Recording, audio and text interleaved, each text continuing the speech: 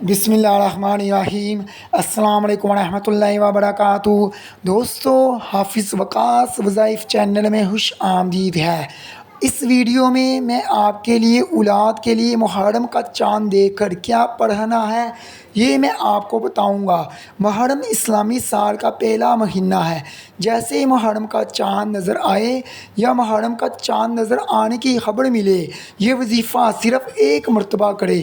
انشاءاللہ تعالی محرم کا مہینہ ختم ہونے سے پہلے اولاد کی خوشخبری ملے گی۔ بہت سے ایسے دن یا ایسی گھڑیاں ہوتی ہیں جن میں عمل کی تاثیر اور قبولیت کے امکان بڑھ جاتے ہیں۔ محرم کا مہینہ بھی انہی میں شامل ہے۔ اس مہینے میں جو دعا بھی مانگی جائے وہ قبول ہوتی ہے۔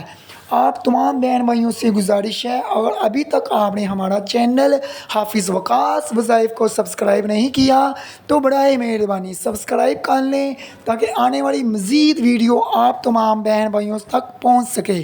شکریہ۔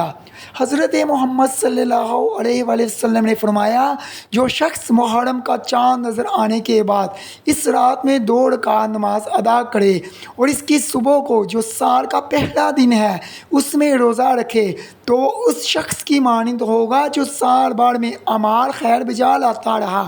وہ شخص اس سال تمام مصائب سے محفوظ رہے گا۔ اگر اسے موت آ جائے تو وہ بہشت میں داخل ہوگا۔